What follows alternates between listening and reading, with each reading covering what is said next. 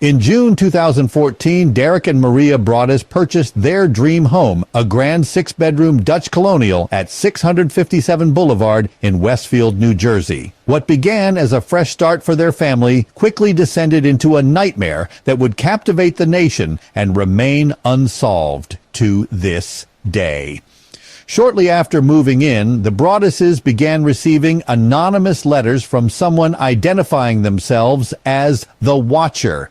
The first letter arrived just days after the family began renovations, and it was chilling in its detail. The writer referred to the house as my family's home and ominously inquired about the young blood the Broadduses had brought into the house. Subsequent letters continued, each more unsettling than the last. One letter asked, have they found out what's in the walls yet? Another threatened harm to the family and their pets, stating maybe a car accident, maybe a fire, maybe something as simple as a mild illness that never seems to go away but makes you feel sick day after day after day after day after day. The letters were signed The Watcher, and they contained specific details about the family, their children, and the house, information that suggests the writer was watching them closely. The Broadduses were terrified and never moved into the house. The Broadduses reported the letters to the Westfield Police Department, who conducted an exhaustive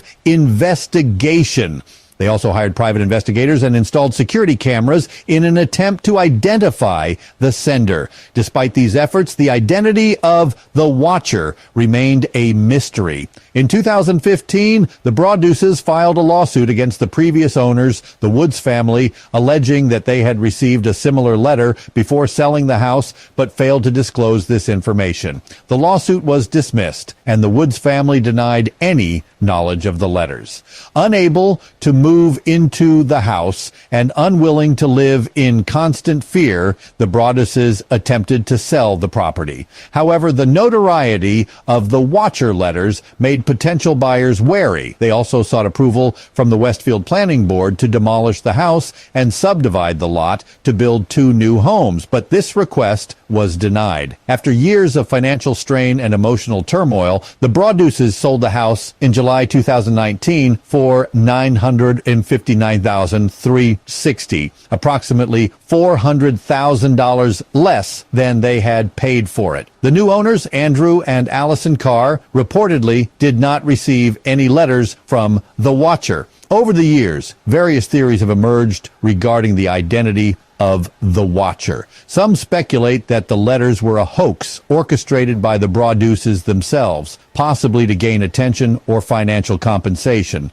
However, there is no concrete evidence to support this theory. Others believe that the letters were the work of a local resident with a long-standing obsession with the house. The writer's references to previous generations of Watchers suggest a deep connection to the property. Despite the extensive investigation, no suspects have been identified, and the case remains unsolved. The eerie saga of the Watcher house has captured the public's imagination and has been the subject of numerous articles, documentaries, and a Netflix series titled The Watcher, created by Ryan Murphy and Ian Brennan. The series, while inspired by the true events, takes creative liberties and fictionalizes many aspects of the story. The mystery of the Westfield Watcher house is a chilling reminder of how the past can haunt the present. Despite extensive investigations and widespread media coverage, the identity of the Watcher remains unknown,